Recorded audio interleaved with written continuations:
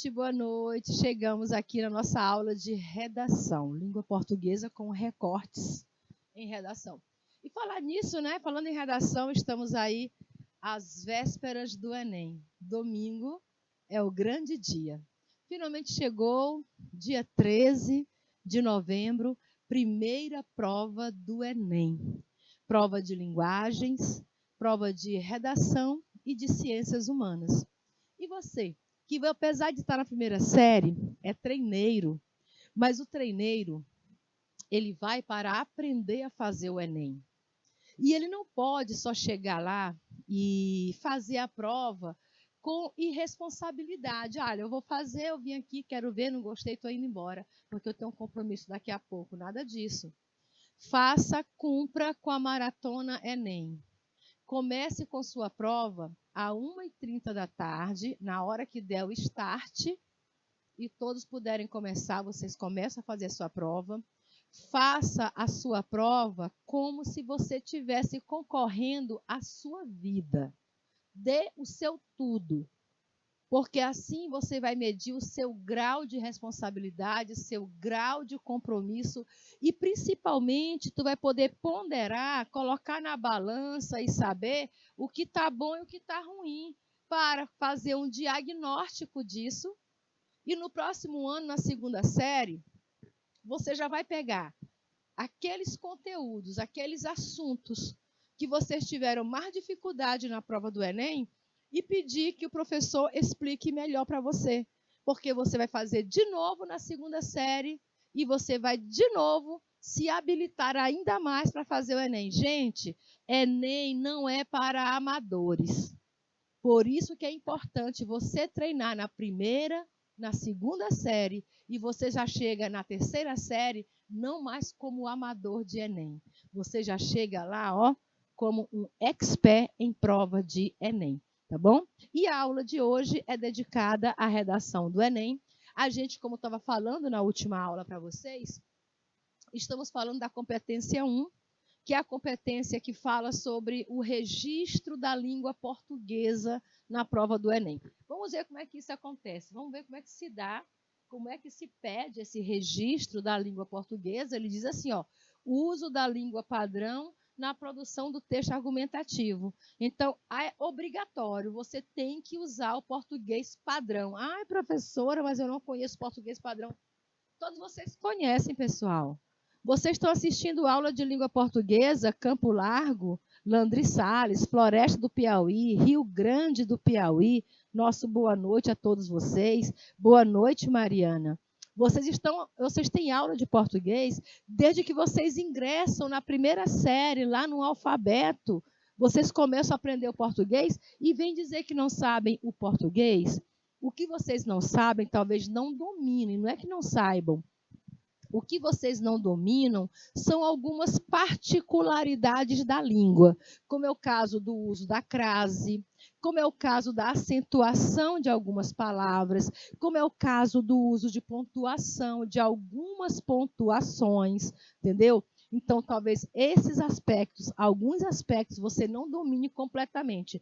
Então, é isso. O texto que você vai escrever na redação do Enem exige essa habilidade, exige que você conheça, que você domine a técnica da língua portuguesa. É a competência 1 que está em voga, que está sendo cobrada e que é cobrada, gente, de todas as 5 competências, só um minuto, de todas as 5 competências, voltando, a competência 1 é a única que é cobrada em toda a prova. Porque, vejam só, competência 2 você vai fazer no primeiro parágrafo. A competência 2 está lá no primeiro parágrafo. A competência 3 do Enem, selecionar, relacionar, organizar, interpretar informações, fatos, opiniões, argumentos, é no segundo e no terceiro parágrafo do seu texto. Já a competência 4, demonstrar conhecimento do mecanismo linguístico necessário para a construção do argumento, você vai usar no parágrafo 2, no parágrafo 3 e no quarto parágrafo, ok? A competência 4, você vai ser analisado no parágrafo 2, no 3 e no 4º parágrafo, que é aquela necessidade de você saber associar a continuidade do texto. É você saber da sequência lógica, a ideia que você vem desenvolvendo, e não cada parágrafo parecer uma história diferente. Se você conhecer aquele poema do Carlos Drummond de Andrade, chamado Poema de Sete Faces, vocês vão saber do que eu estou falando, tá bom? Lá em Poema de Sete Faces, o Carlos Drummond de Andrade, ele constrói um poema de 7 estrofes, e cada estrofe tem um assunto diferente. É isso que o Enem não quer. O Enem manda você construir 4, ele nem exige 4 parágrafos.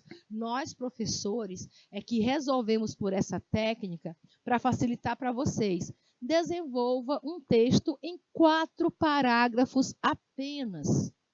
E ele começa aqui, olha, o seu texto começa aqui. Você, no primeiro parágrafo, você tem que iniciar falando sobre o tema da redação. Mas você não pode repetir o tema como ele está escrito. Desafios para vencer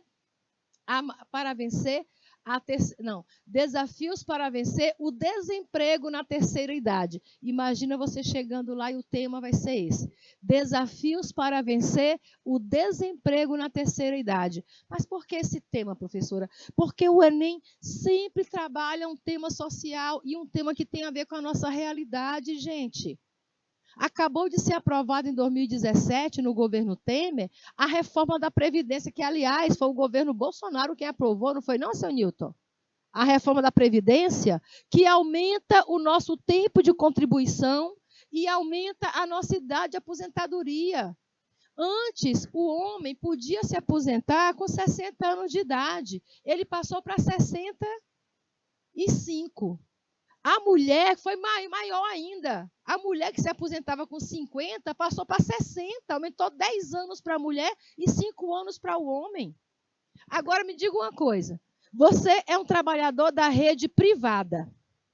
E você já tem 50 anos de idade e é demitido. Qual é a empresa que vai contratar uma pessoa de 50 anos de idade para começar o trabalho se ela tem milhões com 20, 30 anos iniciando a carreira querendo aquela vaga também? Então, esse é um desafio que a sociedade tem que pensar em como nós vamos fazer, porque vai começar a acontecer. Já está acontecendo. Eu tenho uma irmã, ela tem 52 anos de idade, ela ficou desempregada aos 48 anos e ela nunca mais conseguiu emprego. Ela não é concursada, e ela nunca mais conseguiu emprego, porque as vagas que aparecem, eles dão para quem é jovem, para quem está chegando agora no mercado de trabalho, para quem vai demorar a se aposentar, para quem não tem problema na coluna, para quem não tem hérnia de disco, que é o problema da idade. Quando você chega numa certa idade, todos os problemas de saúde recaem sobre você. E as empresas querem economia, eles vão investir em quem tem força e garra e sangue para dar pela empresa, e não naqueles que já estão em idade de se aposentar e não se aposentam porque a legislação não permite mais.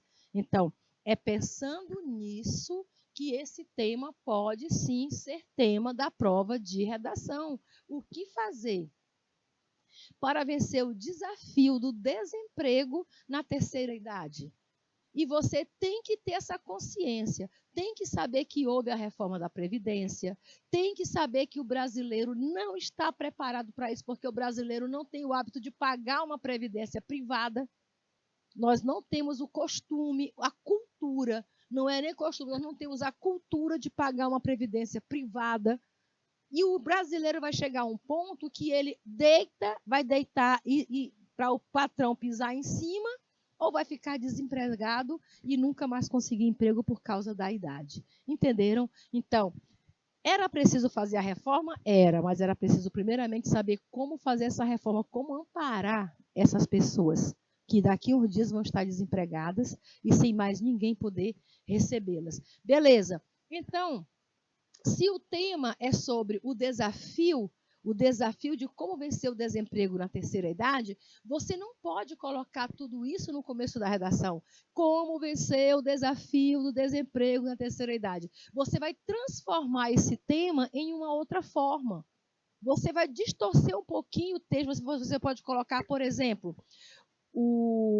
você pode começar já dizendo: um dos maiores problemas que a sociedade brasileira vai enfrentar futuramente é o desemprego de pessoas que estão acima de 50 anos de idade. Pronto, tu já falou com outras palavras aquilo que o texto propôs. Tu já mostrou para a banca corretora do texto, para a banca corretora de redação, que você entendeu o tema, que você transformou o tema em uma afirmação que você chama de tópico frasal. E agora o que está faltando? Falta você colocar um repertório bem bonito, um repertório sociocultural. Que é isso? Pega um exemplo de um filme, de um livro, de algum velhinho desempregado batendo aí atrás de emprego, sem ter que trabalhar. Por exemplo, eu assisti um filme que se chama O Estagiário. E o estagiário é um senhor de 60 anos de idade. Tu assistiu, Santiago? O estagiário é um senhor de 60 anos de idade que ninguém queria dar emprego a ele. Ele era um alto executivo, ele trabalhou a vida inteira como um alto executivo, foi demitido, passando fome, ele foi bater nas portas para ser... Aí foi começar de novo a história dele, seu Niltomar, como um estagiário. Ele, de alto executivo, voltou a trabalhar como estagiário, carregando pranchetas naquele carrinho e entregando para as pessoas. E isso, por que ele conseguiu? Porque a dona da empresa foi com a cara dele, gostou da situação dele. E se não tivesse gostado? E se ele fosse preto, gordo e feio, com cara de mal, quando que ele ia conseguir esse emprego? Entendeu? Então, você poderia sugerir já essa história desse filme para você embasar esse tema tão polêmico e tão real que nós temos aí que suportar e que transplantar em poucos tempos. Beleza? Então, isso é o que pede a competência 2. E é só isso, professora. Eu vou só abordar o tema no primeiro parágrafo, eu vou falar do tema, aí eu vou jogar o meu repertório sociocultural e eu cumpri com a competência 2? Não, bebê. Você tem ainda que elaborar a tese.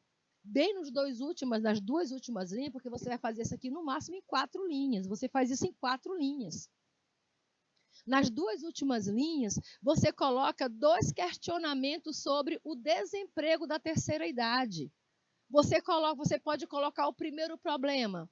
Há mercado de trabalho para suportar toda essa população acima de 50 anos que está sem trabalhar?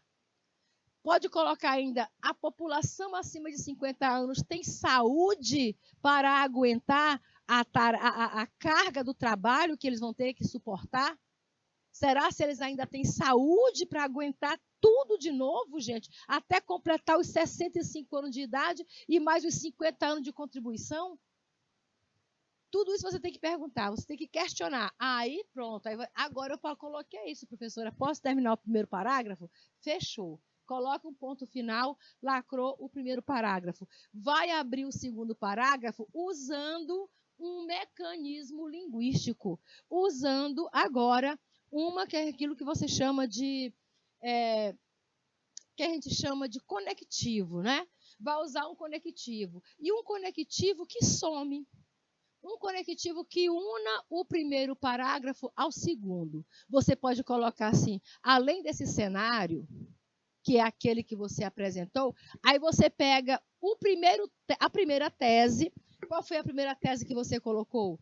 Se existe mercado para suportar todos esses trabalhadores acima de 50 anos que poderão ficar desempregados. Então, você vai pegar essa primeira tese e vai colocar que o mercado de trabalho hoje é seletivo, que as ofertas de trabalho são mais para pessoas que já têm... Olha, se você pode colocar assim, se enquanto jovem, já temos dificuldade de arranjar o primeiro emprego por falta de experiência, imagina a pessoa acima de 50 anos conseguir uma vaga no mercado de trabalho com a idade que ele tem, que já é considerado ultrapassado para o mercado. Imagina isso. Aí daí você vai puxar e você vai pegar fatos, você vai pegar histórias, você vai pegar tudo que for necessário para comprovar essa tese, de que essa teoria sua é verdadeira. Aí depois você vai para o terceiro parágrafo, que é para responder ao segundo critério que você colocou no primeiro parágrafo. E qual foi o segundo que você colocou lá? Você perguntou, você disse que a pessoa de terceira idade também não tem mais saúde para aguentar aquela carga de trabalho. Aí você diz, como é que uma empresa, como vai ser a vida do cidadão brasileiro acima de 50 anos, que sofre de vários problemas de saúde, aí você coloca uma vírgula natural para a idade em que ele está, fecha a vírgula. Entendeu? Que problemas, esses problemas são naturais para a idade que a gente está. Quando você está acima de 50 anos, todos os problemas de saúde começam a aparecer. Natural para a idade em que eles estejam, fecha a vírgula e continue. Como vai ser a vida, como ele vai lidar com o trabalho no seu dia a dia, sofrendo de problemas de saúde e tendo que atender ao mercado de trabalho capitalista que é colocado para ele, que é o trabalho acima de tudo. Que é a força, que tem que mostrar a força do trabalho e a mesma competitividade com o jovem de 20 e de 30 anos para não perder o seu lugar dentro do trabalho, dentro do mercado de trabalho. Então, quando você coloca isso, você vai usar mais provas, mais argumentos para mostrar que essa sua ideia também é válida. Lembrando que você vai também iniciar o terceiro parágrafo puxando outro conectivo.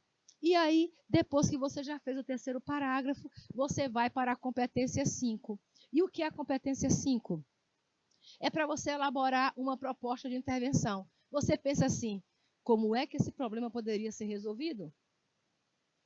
Aí você coloca, cabe às autoridades públicas, principalmente ao novo presidente eleito, rever essa pauta da reforma previdenciária, rever essa pauta da reforma previdenciária e tomar atitudes que justifiquem não, vamos dizer que sejam justas, né? Atitudes que sejam justas para esse trabalhador que já colaborou com mais de 30 anos de dinheiro lá à previdência privada, à previdência pública, e que agora, quando chega aos seus 60 anos, só quer o direito de descansar e usufruir de sua aposentadoria. Entendeu? Então, você chama logo o poder público, você chama logo o legislativo, você chama o executivo, você chama pessoas que tenham competência para resolver o problema. E não venha com ideias mirabolantes. Não venha com uma máquina de voltar no tempo e rejuvenescer as pessoas, ou nada disso. Procure uma coisa bem fácil de se fazer. Cabe também ao governo, digamos, você pode dizer, aos estados e ao governo federal, estadual, municipal, desenvolver uma campanha ou mesmo um programa de inclusão para trabalhadores da terceira idade, como fizeram a campanha e o programa do primeiro emprego. Assim como tem a campanha do primeiro emprego, fazer também um programa que dê assistência a essa pessoa. A empresa que contrata hoje uma pessoa do primeiro emprego, ela diminui o imposto de renda. O mesmo poderia acontecer se empregasse pessoas da terceira idade. Surgiram coisas que sejam fáceis para ser atendidas, que com certeza você vai fechar, você vai sair lacrando aqui nessa última competência. Mas a competência 1, você não lacra em um parágrafo apenas. As outras competências eu mostrei, você lacra parágrafo por parágrafo. 4 parágrafos, 1, 2, 3, 4. Cada parágrafo em seu lugar. Bem que aqui a competência 4, ela sai puxando as outras, amarrando os parágrafos. Mas o parágrafo 1, aliás, a competência 1, ela é analisada em todo o texto, ou seja, em todas as 30 linhas que você vai escrever. Lembrando que a cada 3 erros iguais, você perde 40 pontos. A cada 3 erros iguais, você perde 40 pontos da competência 1. Então, se você cometer 3 desvios ortográficos, não é isso? Se você cometer 3 desvios ortográficos. Como assim, professora? O que são os desvios ortográficos? Está aqui, olha. O domínio que você tem que conhecer. Você pode chegar ao excelente, né? Então, a cada nível desse aqui, o nível 0 quer dizer que você zerou a língua portuguesa. Ou seja, perdeu 40,5 vezes. Cometeu o mesmo erro 3 vezes, o mesmo erro por 5 vezes. 3 vezes 5, 25. Cometeu 3 vezes 5, 15, né, seu Newton? Eu não sou bom de matemática, não. 3 vezes 5, 15. Em 15 erros que você comete iguaizinho, você já perdeu 200 pontos. Já zerou a competência 1. E como é? Bem, tem um que é chamado de desvio ortográfico. Ou seja, você escrever um C cedilha quando era para escrever um S. Se você escrever apenas um N quando era para ser um NH. Quando você coloca o G ao invés de um J. Professora, mas aí cada um desse é um erro diferente? Não, é o mesmo erro. É chamado de desvio ortográfico. Então, se você escrever 3 palavras erradas, tu já perde 40 pontos. Aí tem um outro que é sobre a pontuação. O que é isso, professora? Você colocou 3 vírgulas no lugar errado. Colocou 3 vírgulas no lugar errado, já perdeu mais 40 pontos. Ah, professora, então eu posso colocar, e se eu colocar 6 vírgulas, eu perco 80 pontos? Não, você já foi punido na questão da pontuação. Você já foi punido o máximo no questão da pontuação. Vamos para outra pauta. Outra pauta. Além da pontuação, acentuação. A acentuação, está lá o verbo ser, você quer dizer o Brasil é, e tu coloca só i. Aí, de novo, mais na frente, você diz assim, o homem, a sociedade é, e tu coloca só o i, tu esquece de acentuar. E numa outra palavra, você vai colocar, teve uma época, e a palavra época tem acento, mas você não coloca. Então, você deixou de acentuar aqui, aqui e aqui. É menos 40. Perdeu 40 na ortografia, perdeu 40 na pontuação, perdeu 40 na acentuação. Já perdeu 120 pontos, só sobraram 80 da competência 1. Para você ainda se segurar. Mas vai que você erra 3 vezes a crase. Aqui era para ter crase e você não colocou. Ali era para ter crase, não era para ter crase e você coloca. E aqui na dúvida você vai e colocou crase de novo e não tinha. Errou 3 vezes a crase, ou por omissão, ou por não ter necessidade, né? Aí o que aconteceu aqui, errou na crase, isso aqui é erro, sabe de quê? De regência. Erro de regência. E não é só com a crase, não. No erro de regência, você coloca uma preposição onde não é cabível. Aquele verbo não pede preposição e você vai lá e coloca a tal da preposição. Você perde ponto na regência. Então, já é menos 40. Menos 40, sobraram 40 pontos agora. E os 40 pontos vão para onde agora, professora? Vão lá para aquele lugar que você chama de concordância verbal e concordância nominal. É você colocar os homens trabalham, né? Os homens trabalham. Aí você coloca só os homens trabalham. Concordância verbal. Quando você vai dizer as mulheres são felizes, você coloca as mulheres são felizes. Concordância nominal. Você errou na concordância nominal. E vai aparecer de novo mais um erro de concordância, pronto. Zerou a competência 1. Zerou em língua portuguesa. Ou seja, em 30 linhas, você conseguiu errar 15 vezes. Mas as 15 vezes foram o mesmo erro. Ortografia, pontuação, acentuação, regência e concordância. E é só isso, professora, que eu perco ponto na língua portuguesa? Não. Você perde também, por exemplo, em escrever letras maiúsculas e minúsculas.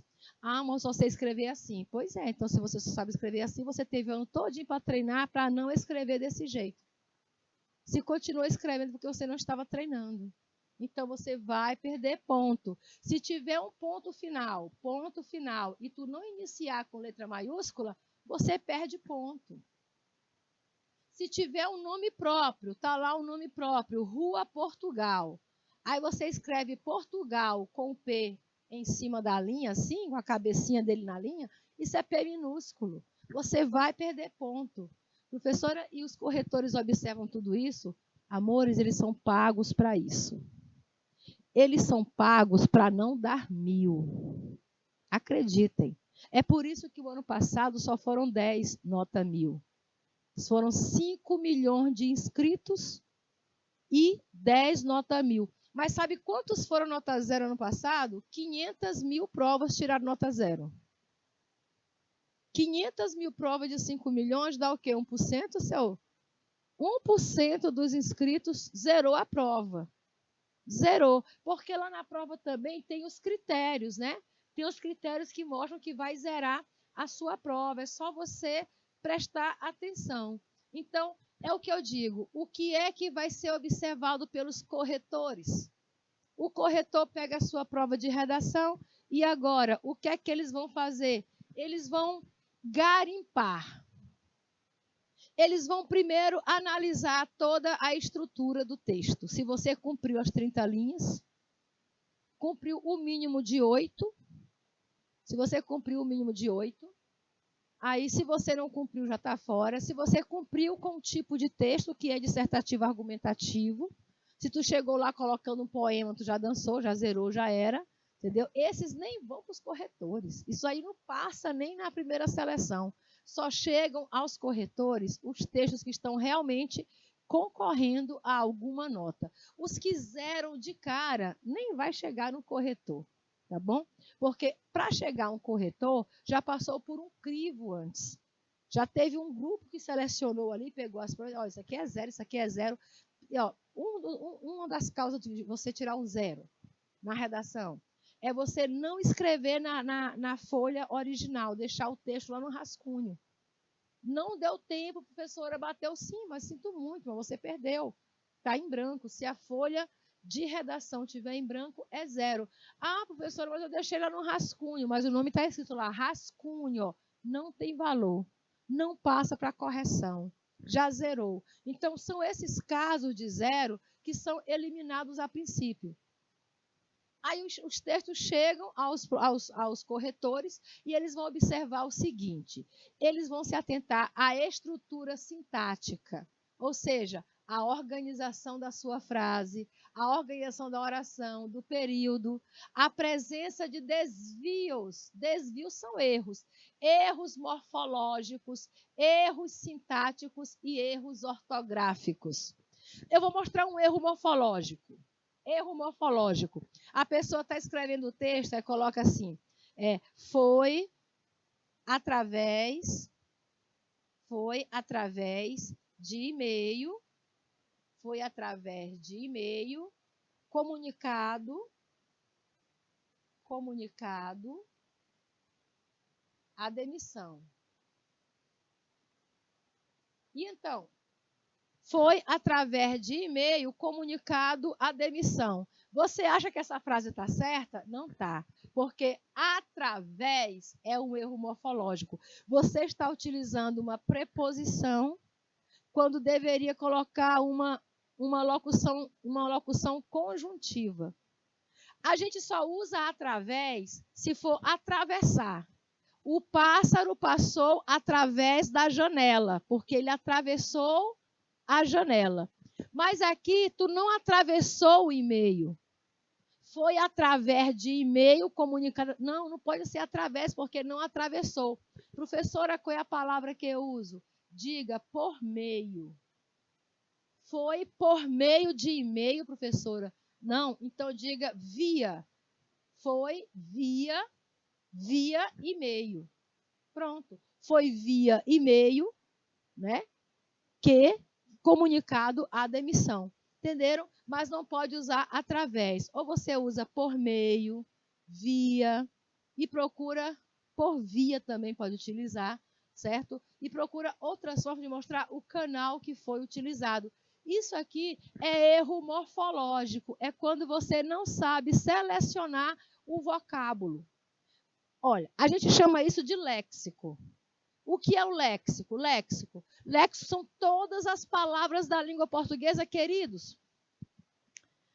Quando você vai escrever um texto, você tem ao seu dispor, sabe quantas palavras, seu Newton? Nós temos na língua portuguesa, seu Newton Mar de Ideias. A gente tem na língua portuguesa em torno de 600.000 palavras. Então, quando o aluno, o candidato, vai escrever a redação do Enem, ele tem pelo menos 600.000 palavras para ele escolher. E ele vai escolher a mesma. Ele coloca 3 vezes a mesma palavra. Ele pega a palavra, vou dizer uma palavra bem simples, que as pessoas usam muito, usam bastante. Eu vou colocar a palavra mas. Vamos aqui a palavra mas. Mas. Ele usou 3 vezes o mas. Sabe o que acontece, seu Newton? Ele perde 40 pontos. 40 pontos porque ele repetiu 3 vezes o mesmo conectivo. Ele poderia dizer mas, porém, todavia, contudo, entretanto. Olha um monte de palavra que ele tem, mas ele só conhece o mas. E se ele confundiu o mas com o mais, se ele quis dizer mais, mas ele escreveu mais, ele vai errado. Agora foi erro morfológico. Trocou uma conjunção por um advérbio. Ele deveria usar a conjunção e usou o advérbio. Que estudante é esse? É o que se pergunta à banca. Que estudante é esse que termina a 3ª série do ensino médio e não sabe diferenciar a conjunção de um advérbio? Que língua portuguesa ele acha que aprendeu na vida de estudante? Mas sabe por que pergunta isso? É porque realmente, quando a gente é estudante, a gente não dá valor para aprender para a vida. A gente só quer aprender para a prova. A gente só quer se dar bem na prova. Então, é muito fácil eu combinar com um colega, sentar perto dele, ele passar só as respostas para mim. Gente, quem vai passar no concurso é ele, não é você. Tu nunca vai passar num concurso porque tu não aprendeu, tu não estudou. A gente não estuda para a prova, a gente estuda para a vida. E a melhor maneira de você estudar para fazer uma redação do Enem, a melhor maneira de você estudar para fazer a redação do Enem, ai, tia, eu já sei. Pagando ali um curso numa plataforma nacional. O professor é super conhecido, famosão da internet. Ele tem não sei quantos milhões de seguidores no Instagram. E vem cá, e ele vai te ensinar a escrever o português? Querida, quem te ensina a escrever o português, queridos, queridas da minha vida, quem ensina vocês a escrever o português, Mariana, é a tua leitura, Mariana. É o conhecimento que você vai buscar, Mariana. Eu já falei isso aqui na aula passada. Tem preguiça de ler um livro, mas tu gosta de assistir filme, não gosta? Você faz o seguinte, lá na tela tem a opção legenda. Você coloca o filme em português com legendas. Sabe o que vai acontecer? É automático. Você tanto ouve como lê a legenda. Faça isso sempre, mesmo que seja um filme nacional. Você coloca português com legenda. Eu faço isso sempre.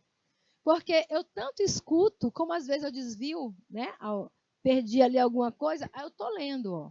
Tanto eu leio como eu ouço o que eles estão falando. Então, eu digo muito isso para os alunos. Tem preguiça de pegar um livro e ler, mas gosta de ver séries, gosta de ver filmes, maravilhoso. Gosta de música? Quando você estiver ouvindo uma música lá no YouTube, coloca uma música legendada. Não é, seu Newton? Tem letra de música, tem música que aparece com a legenda. Principalmente essas músicas internacionais. There is story waiting from the heart tonight. Eu quero saber o que os caras estão dizendo em inglês, né? Aí eu coloco lá com legenda. Vou procurar lá Fábio Júnior e a não sei o que, Tyler, como é Bonnie Tyler, né? Fábio Júnior e Bonnie Tyler, Sem Limite para Sonhar, não é isso? Aí coloco legendado. Aí eu já sei que vai aparecer a legenda. Crianças, eu juro a vocês, eu tenho o hábito, e até lá em casa todo mundo estranha, minha mãe sempre diz, Dalém, só assiste filme com legenda. Ela bota em português, ainda bota legenda. Ela acha pouco que o filme... Mas, professora, por que você não prefere colocar o filme em inglês, então? Porque eu não vou causar desemprego dos meus colegas que são tradutores de filme. Se a gente passar a assistir somente o filme original em inglês, eles vão perder o emprego. Eles que são intérprete, dubladores, e olha, eles dublam. Tem uns que dublam igual novela mexicana, né? Ai, amor, você não sabe o quanto eu te amo. Eu também, Priscila, eu te amo demais. Ai, Jorge Luiz Correia e Silva, você é o homem da minha vida. Ai, Priscila, pois sabia que eu estava morrendo de saudade de você. Eles falam igual o robô do Google, né? Tem uma novela lá da mexicana que fala igual o robô do Google. Mas se tu pegar os filmes, cara, os bons filmes, ele vem com uma boa dublagem. Em português, aí eu coloco em português com legenda, tá bom? Aí tem mais, audiobook. Já ouviu falar disso? Audiobook? É. Você baixa no seu celular, você é igual um podcast. Você baixa o audiobook e você coloca aqui ó, o fone de ouvido, vai e volta da escola ouvindo os clássicos. Ouvindo, já pensou? Você lê o livro mais clássico, Stendhal, O Vermelho e o Negro. Livro de Stendhal, né? O precursor do realismo no mundo. Stendhal, O Vermelho e o Negro. O Crime do Padre Amaro, do Eça de Queiroz. Memórias Póstumas de Brás Cubas, de Machado de Assis. Imagina, em vez de você ir ouvindo a swingueira, né? A swingueira, em vez de você ficar ouvindo aquela música, senta, senta, senta que ela vem, senta, senta. Sabe o que você faz? Você senta, você baixa os audiobooks e vai ouvindo o livro. Ah, mas é muito chato. Chato é você não conseguir o teu passaporte para a universidade pública e ter que ficar pagando uma mensalidade de 900 a 1.700 reais, no mínimo, dependendo do curso que você queira, tá bom? Todo mês. 900 reais por mês, querida, você sabe o que sua mãe faz com 900 reais por mês em sua casa? Compra as roupas, paga a conta de luz, bota comida em casa. Entendeu? Ah, mas já consegui uma bolsa aqui, professor, vou pagar só 300. 300 no primeiro mês, no primeiro ano. É a famosa loba. Sabe o que é a famosa loba? É um golpe. Você paga no primeiro ano 300 reais a bolsa. No outro, já não tem mais bolsa. A mensalidade volta ao valor original e tu vai perder o curso? Vai perder um ano que você estudou? Então, o que está em concorrência é o teu futuro. É o teu futuro como profissional, como pessoa que você é. E tu não vai arriscar tudo isso por causa de uma redação. Não é verdade? A redação, ela não é a prova que aprova você. Não é. Eu ouço muita gente dizendo por aí, dizendo, é a prova que garante um lugar para você na universidade. Nunca. Eu tive alunos ano passado que tiraram 980 pontos na redação. Eu estou falando de 980 pontos. Por causa da competência 1, língua portuguesa, eles não lacraram 1.000. Porque todo corretor diz, quando o aluno chega a 980 e não a 1.000 pontos, ele só perdeu na competência 1. É a língua portuguesa que tira esses 20 pontinhos aí do aluno. Mas, professora, não pede só de 40 e 40? Pois é. Quer dizer que são dois corretores. Um te deu 1.000 e o outro te deu 960. Tirou 40 pontos da língua portuguesa. Aí somou 1.000 com 960. Você ficou com quanto dividido por 2? 980. Por 20 pontos você não lacrou nota 1.000. E não é a redação que aprova, não. Não é ela que te coloca lá dentro. Mas com certeza é o que te elimina. É a única prova que elimina aluno, que elimina candidatos do Enem, é a redação.